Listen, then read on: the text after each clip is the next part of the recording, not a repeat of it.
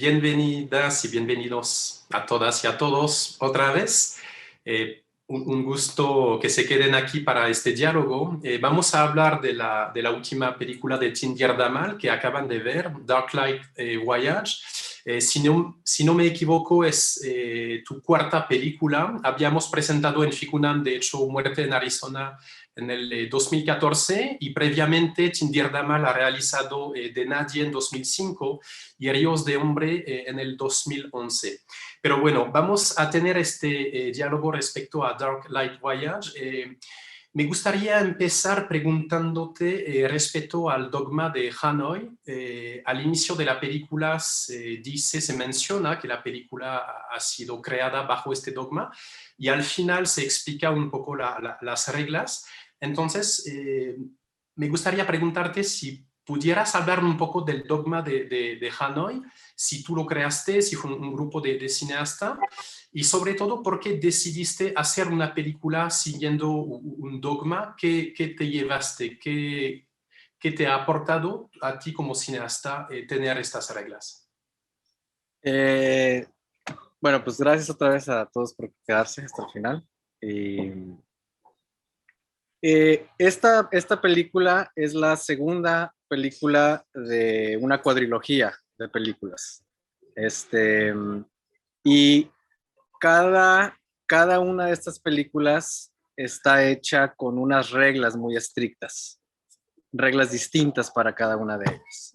Y esta en específico, está hecha bajo unas reglas que un grupo de cineastas llamamos el dogma de Hanoi. Y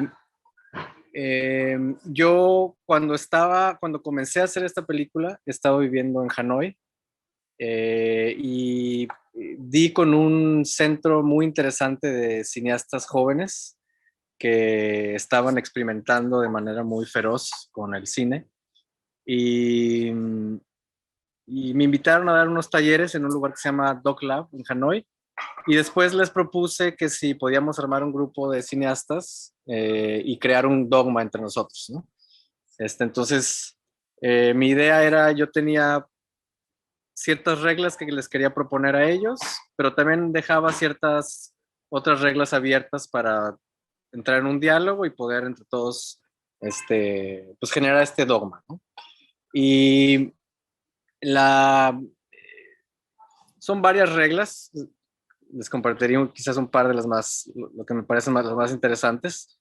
La primera regla que pusimos fue que cuando se acabara este grupo, cuando termináramos, nosotros este grupo que iba a durar creo que duró un año y medio, íbamos a destruir las reglas, ¿no?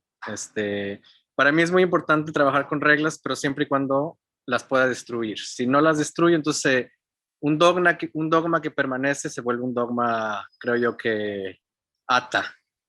Y yo creo que unas reglas que son temporales permiten mayor libertad, en mi caso, y por eso pues creamos este dogma, ¿no? Y hay una regla que la mayoría del grupo no estaba de acuerdo, pero yo no estaba dispuesto a seguir en el dogma y de alguna manera, si yo no estaba, pues no existía el dogma porque era mi proyecto, pero debido a esta regla, la mitad del grupo se fue y nos quedamos solo pocos. Pero para mí esta regla era fundamental y la regla era que después de 2 años de la primer proyección en vivo, que de hecho esta que están viendo ustedes es la primer proyección, entonces aquí es donde corre el reloj. 2 años después de la proyección, la película jamás se puede volver a ver. Entonces la película tiene una caducidad de 2 años. Y la razón por la cual esa regla para mí era importante es porque en algún momento yo me di cuenta que una de las intenciones por las que estaba haciendo películas era por una necesidad de que estas películas permanecieran en el tiempo, de que yo me muriera y que esto continuara. Y hay algo de eso que me parece, pues no muy elegante y no muy atinado y no muy virtuoso. Y me di cuenta que esa característica del cine en particular quizás no me gusta tanto. Me gusta más la idea de generar algo que tenga sí, su temporalidad y que uno sepa que va a morir y encontrar belleza en eso, en esa dinámica, ¿no? Entonces, la idea de generar esta regla de una película que solo tenga 2 años de caducidad, pues me parece bello, porque existe una ventana para verla y el que la pueda ver, me parece bello, y el que no pueda verla también es bello. También es un poco, tiene que ver también un poco con la idea de que quizás a momentos uno cree, y uno me refiero a yo, de que lo que uno hace es fundamental, importante para la existencia de este mundo, y pues no lo es, ¿no? Las cosas que hacemos quizás no sean tan importantes, y esta regla trata de apuntar hacia esa dirección. Efectivamente, es un estreno mundial aquí en este FICUNAM virtual, por razones que bien saben. Y mencionaste que es la segunda película de una tetralogía o cuadrilogía. ¿La primera fue Muerte en Arizona o No, fue de otro cineasta? no, las 4 son mías. Las 4 son mías. La primera todavía no la termino. La primer película de la cuadrilogía no está terminada. Esta es la segunda. La segunda es realmente la primera que termina. Ok, gracias. Y te quisiera preguntar, ¿qué te impulsó a hacer una película sobre la historia muy particular de tu amigo, que habías perdido contacto después de 12 años, que intercambiaron un mail hasta que lo vieras cara a cara, lo que narras en la película?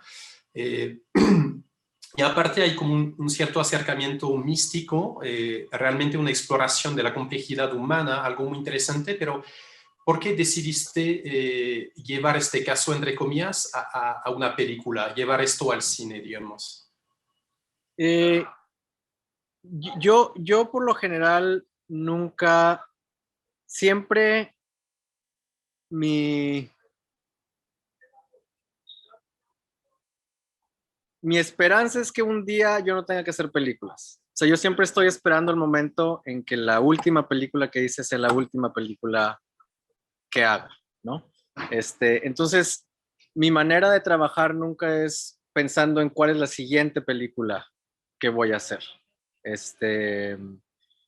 Más bien lo que me termina ocurriendo es que estoy metido en un proceso o estoy metido en cierta historia o en cierto conflicto y re- re- decido hacer una película para continuar cierta exploración, porque me doy cuenta que si ejecuto la película, puedo hacer, esa exploración va a tener mejor proceso o me va a permitir cierta apertura para explorar ciertas cosas, ¿no? Entonces, cuando yo me enteré de la historia de mi amigo, mi intención jamás era hacer una película de esto. De hecho, de alguna manera me hubiera gustado jamás haber hecho una película sobre esto. Pero hay cierto... Bueno, entonces cuando me entero de esta historia y luego voy a verlo y tenemos este encuentro que para mí es muy fuerte, ese encuentro a mí me mete en un estado muy oscuro pues durante mucho tiempo, quizás, no me acuerdo cuánto fue, pero quizás como año y medio. Y hay un momento en este estado que yo me doy cuenta que para poder profundizar en esa oscuridad y para poder encontrar la luz hasta el fondo para poder, sí, para poder atravesar este estado y esta oscuridad, si yo hacía una película, entonces eso me iba a permitir meterme más a fondo y poder involucrarme más profundamente, porque tenía una excusa. O sea, como tenía la excusa de hacer esta película, entonces yo podía decir, ok, el siguiente año voy a sumergirme a este proceso introspectivo, con la excusa o agarrado de estar haciendo esta película. Entonces, más bien, la película me permitió hacer esta exploración. O más bien dicho, la película me permitió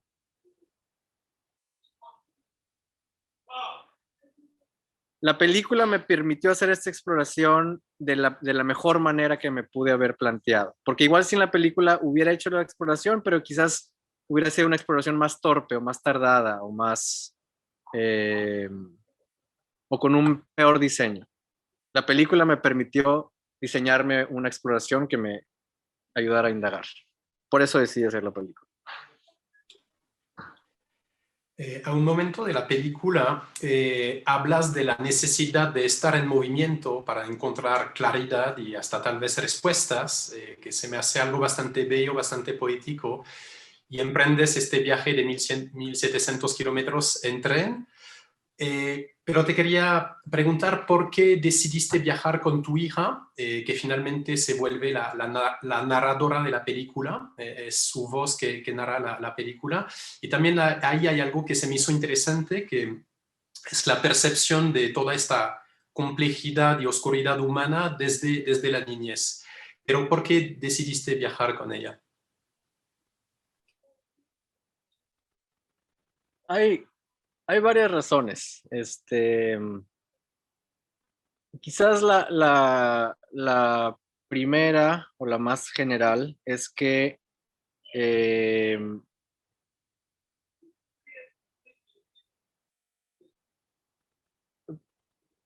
para mí el ser padre y hacer películas van de la mano, ¿no? Para mí esto de hacer películas no es algo externo o no es algo aparte de mi cotidianidad. Para mí, hace sentido hacer películas de mi cotidianidad, de lo que tengo enfrente mío, ¿no? Entonces, siempre que estoy trabajando en una película, yo tengo 3 hijos, siempre estoy con alguno de estos 3 hijos o con un par de ellos, o a veces con los 3, ¿no? Porque también de alguna manera esa es la manera en que, esa es la escuela de mis hijos también. No solo mis películas, porque no todas las exploraciones que yo hago terminan siendo películas, pero siempre intento en las exploraciones que hago traer a mis hijos a esas exploraciones, ¿no? Por eso para mí es fundamental eso, ¿no? Y por otro lado, en específico en esta película, para mí era importante involucrar a mi hija quizás de una manera más, sí, de involucrarla de una manera mayor o más profunda, es porque para entender lo que mi amigo había hecho para sumergirme a esta obscuridad compleja, necesitaba acceder a una mirada inocente y una mirada sencilla y una mirada fresca, o casi como si me permitiera nacer de nuevo y deshacer todas estas ideas y normas sociales de lo que significa asesinar a alguien o lo que significa ser un buen ciudadano, un buen individuo en la sociedad. Yo necesitaba romper con todo eso. Y mi hija, pues de alguna manera representa eso. Mi hija representa pues esa inocencia de alguien que es nueva en el mundo, que quizás no tiene estos estigmas buenos o malos sociales. Entonces es casi como si es como si yo le hubiera pedido permiso a mi hija de ver la realidad a través de sus ojos. Y eso es finalmente lo que a mí me ayuda y me acerca a cierto entendimiento que estaba buscando. Sí, en la película también es todo un diálogo entre un padre y una hija. Es una peli sobre la paternidad también, me parece que es uno de los temas entre varios temas, ¿no? Sí, sí, sí, sin duda.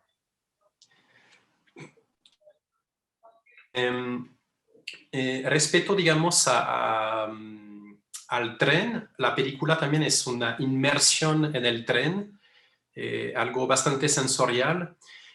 ¿Cómo fue filmar a toda esta gente en el tren? No sé si les pedías permiso o cómo era su relación con la cámara, con la imagen, a ti cómo te percibían como extranjero con una niña y una cámara. ¿Cómo fue este proceso? Porque mencionas algo muy bello también en la película, que creo es una frase de tu amigo, que dice que la gente que está en tránsito no está ni aquí ni allá, entonces es cuando su intimidad queda descubierta, como que se revela algo muy interesante y me parece que logras captar eso a través de las imágenes. Pero ¿cómo fue esta relación de filmar el otro en Vietnam en el tren? Sí,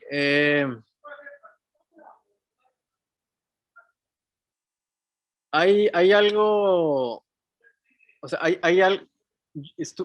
estuvimos viviendo en Vietnam durante 2 años y hay algo curioso de los vietnamitas en cuestión a cuando hay una cámara enfrente de ellos, que es que es casi como si la cámara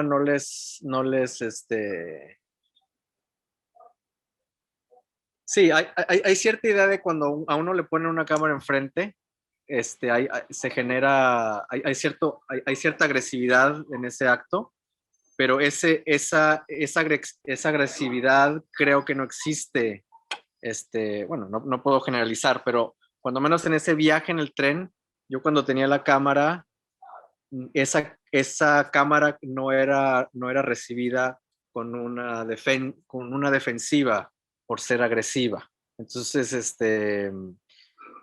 eso por un lado. Por otro lado, pues yo iba viajando con mi hija y eso creo que suaviza también el que alguien apunte una pistola, ¿no? El que apunte una cámara.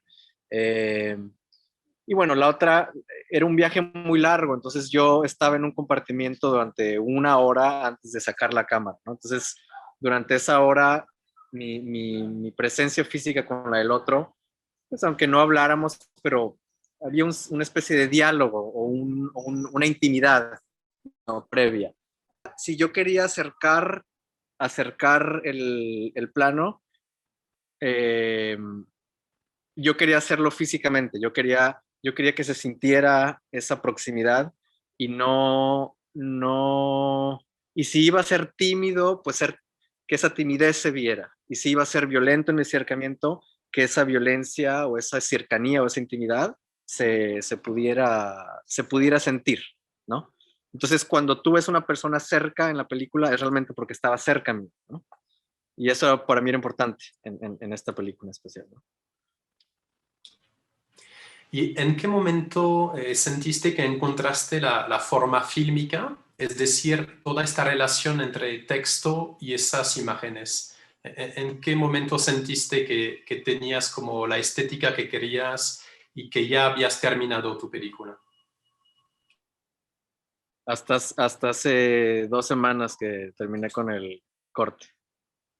Este, o sea, me gustaría a mí trabajar de una manera distinta, pero no sé o no he aprendido. Quizás algún día aprenderé. Pero mi manera en que trabajo siempre trabajo bajo ¿cuál es la palabra? Eh, Nunca sé cómo voy a armar estos elementos, nunca sé cómo voy a hacer que funcionen. Nunca, o sea, a mí me gustaría comenzar una película y tener la claridad de cómo voy a ejecutarla. Nunca tengo esa claridad. Entonces, en esta película no me salvo, no me escapo de esa condición. Yo ese viaje lo hice sin saber cómo iba a armarlo, ¿no? Por ejemplo, inicialmente yo iba a narrar la película y yo empecé a narrarla. Igual era el viaje con mi hija, pero yo iba a narrarla y no funcionó. Entonces después tuve que recurrir a mi hija y ella empezó a narrarla y después me di cuenta que podía meter otras conversaciones, pero es algo que logré definir hasta que terminé con el corte, ¿no? Hasta el mero final. Sí. Más bien Claro. es como el proceso.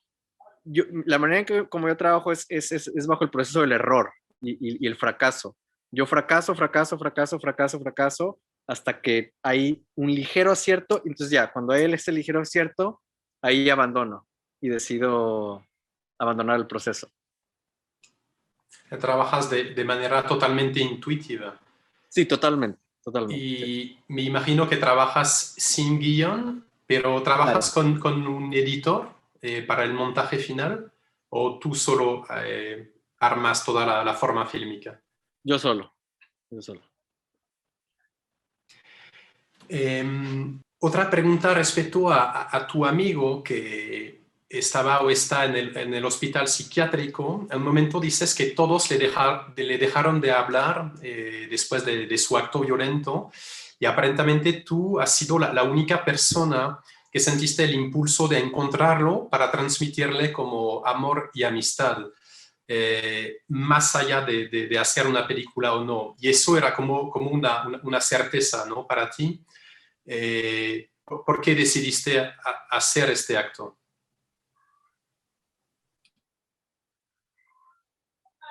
Porque era mi amigo, porque, porque yo lo quiero y lo quería, lo sigo queriendo y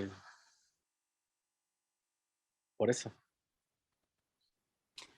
Y creo que hay algo muy interesante, cómo vinculas justamente, es una historia muy personal, muy intimista, de amistad.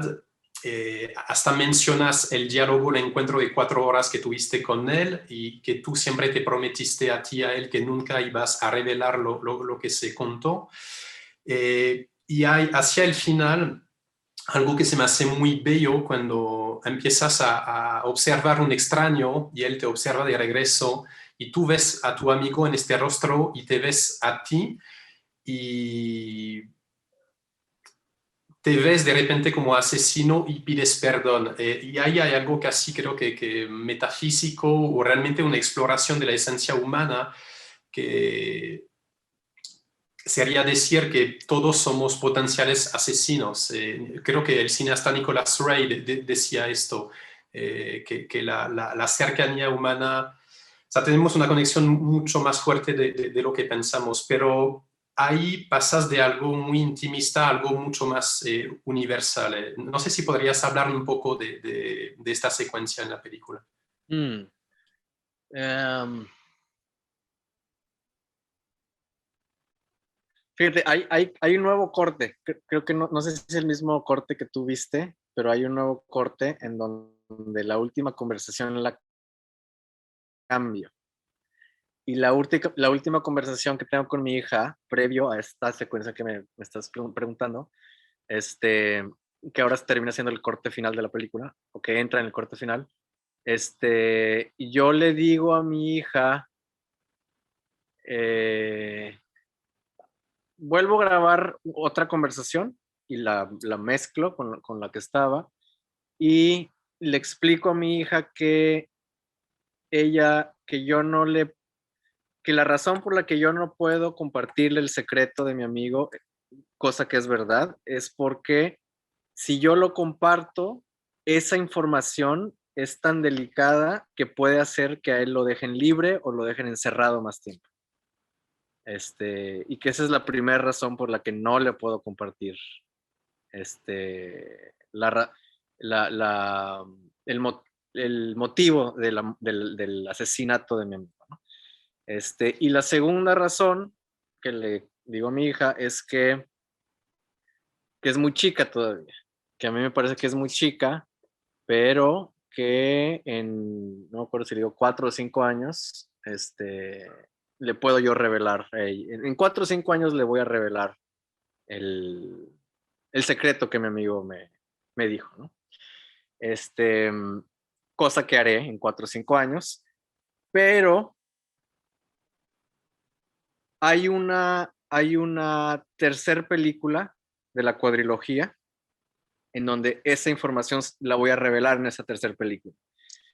Esa tercer película, que el título por ahora, que me imagino que, no sé si será el final, pero el título es Lo Blanco de la Noche.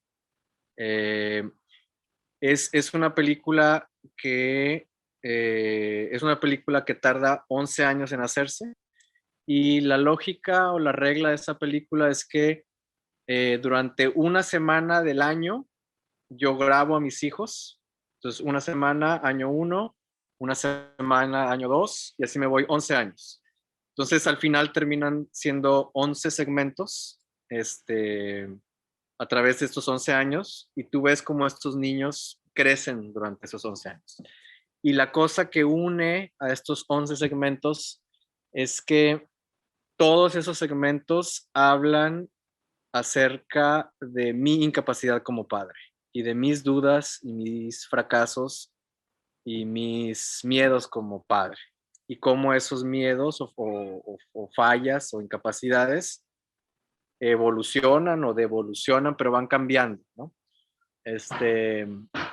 Y esa película comencé a hacerla hace 5 años. Entonces, en 5 años, en 6 años, se va a proyectar, va a estar terminada. Y en el segmento número 10 o 11, yo le voy a revelar a mi hija el motivo que en esta película no revelo. Y es una manera en cómo esas dos películas se conectan. Pero más a fondo, o sea, contestando tu pregunta de lo de el verse asesino, yo creo que como sociedad y finalmente esta exploración me lleva a esta idea, que es que como sociedad, cuando, cuando vemos a alguien que roba, cuando vemos a alguien que asesina, nos parece como alguien muy lejano a nosotros, ¿no? Nos parece como...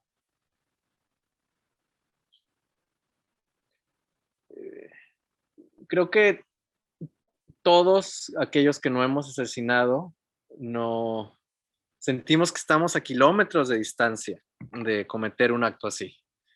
Entonces por eso nos parece atroz y nos parece tan inhumano y nos parece tan deplorable. Y entonces tenemos esta necesidad de que esta gente, pues, refundirla lo más lejano posible, ¿no? Lo más alejado de todos nosotros. Pero en realidad yo estoy convencido que no estamos a kilómetros de distancia. Yo creo que estamos a pasos de distancia. Y, y, y somos asesinos en otras maneras, ¿no? Somos, sí, somos seres que damos vida y que la quitamos en muchas maneras. Y creo que nadie se escapa de eso, nadie se salva de eso, ¿no? Sí. Y, y finalmente esta exploración y ese viaje en ese tren me llevó a entender eso y me llevó a darme cuenta que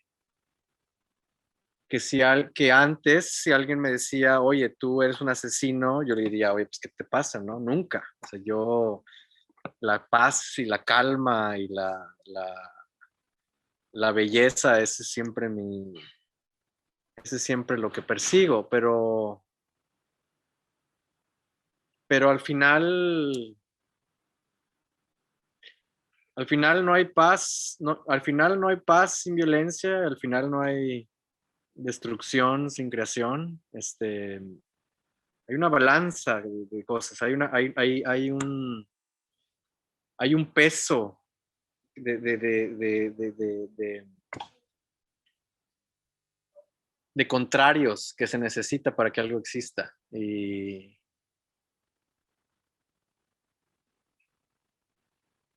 sí, eso. Muy interesante todo lo que comentas y también este proyecto de película a largo plazo y cómo se va a conectar con esta película. En la película se menciona bastante el tema de la muerte desde un momento la niña pregunta por qué mató a alguien y quién era ese alguien. Se cuestiona, recuerdo la primera parada en Hanoi, donde se habla de la principal causa de muerte de los jóvenes por accidente de tráfico.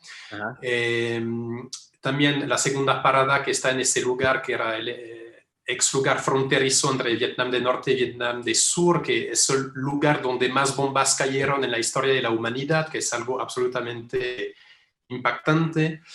Entonces, se menciona mucho la muerte de manera histórica, de manera un poco más mística, etc. Creo que tu película también es una meditación sobre la muerte, pero a dónde quería llegar es la última frase de la carta que te escribe tu amigo, que es la frase del budista zen Linchi, que dice, si te encuentras al Buda en el camino, mátalo. Una frase bastante enigmática, que obviamente no es algo que hay que tomar primer grado, pero ¿qué significa para ti esta frase? Hay muchas interpretaciones que uno le puede dar, ¿no? Y hay, es una, a mí por lo general no me gustan las frases, para nada, pero esta me gusta muchísimo, porque siento que es una frase que tiene vida propia y que si uno se la mete al bolsillo y la mastica, cambia y la puede masticar durante toda una vida esta frase, ¿no? Y va a cambiar y sigue cambiando y sigue cambiando. Me gustaría no responder a tu respuesta porque me parece, me gusta la idea de que quien vea la película pueda tener su propio mastique y le pueda sacar el propio jugo, más allá de quizás una interpretación pobre que yo pueda dar. Me parece una buena respuesta, de hecho. Y te quería preguntar respecto a los Rook, esta tribu que mencionas, o comunidad, no sé bien cómo llamarla, que es en la tercera parada. Te quería preguntar si has investigado más sobre este fuego que alimentan desde el comienzo de la humanidad, si aparte tendrías un proyecto sobre ello. Se me hace un aspecto muy interesante de la película, que se narran, que luego no exploran, no van al lugar, pero no sé si tú tuviste la intención de filmar más, de investigar más sobre este tema. Hay algo que yo hago en mis películas, que es que, y por eso para mí el definirlas como ficción o documental no tiene mucho sentido para mí, porque son ambas, ¿no? Las películas que yo hago son, o sea, tienen elementos de verdad como tienen elementos de mentira. Algunas de ellas tienen mucha más mentira que verdad.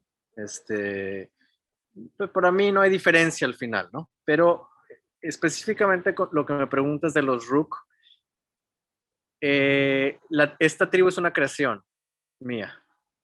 Los Rook existen en Vietnam, entonces la parte esta de que duermen sentados y lo de las cuevas y que fueron vistos por primera vez hace un par de décadas, todo eso es verdad. Lo que no es verdad de los Rook es lo del fuego. Eso no es verdad. Eso es verdad de otra tribu en la Amazonia. De una tribu que yo cuando escuché esa historia me quedó tatuada en la mente y que algún día iré a buscar a esta tribu en la Amazonia. Pero en esta ocasión me di la libertad de robarme de aquella tribu y ponérsela a esta tribu vietnamita. Muy interesante. En Ficunam tampoco hacemos distinción entre ficción y documental, de hecho, Yo sé. porque son categorías que son problemáticas Claro. Muchos festivales manejan categorías, pero a veces hay películas híbridas que son problemáticas y a mí se me hace muy interesante porque precisamente cuestionan la esencia del cine, la materia fílmica bruta, Claro. que a mí es algo que en lo personal me interesa mucho. Bueno, te quisiera preguntar una última pregunta, tal vez un poco personal, pero creo que es una peli como muy diversa, yo la considero como algo bastante mística. Hay muchos aspectos, pero también creo que es también un film sobre la compasión y la empatía. Y te quería preguntar si sigues en contacto con tu amigo y si tienes noticias y qué nos podrías decir de su situación hoy en día. Hay, o sea, finalmente esta película a mí me lleva a ejecutar el siguiente acto. Y el acto es que eh, hay un momento en donde la oscuridad de mi amigo a mí me lleva a enfrentarme con mi propia oscuridad y mi propio agujero perverso. Y el ejercicio que yo hago teniendo este agujero negro enfrente mío es el de echarme un clavado hacia adentro. Este,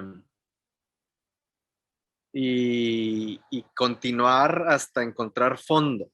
Y ese proceso a mí me toma como año y medio. Y fue un proceso doloroso y oscuro y un proceso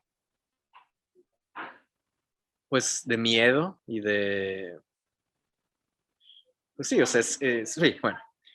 Y, pero yo creo que es fundamental cuando uno se tira un clavado a la oscuridad, es que uno tiene que seguir hacia abajo, tiene que seguir hasta el mero fondo.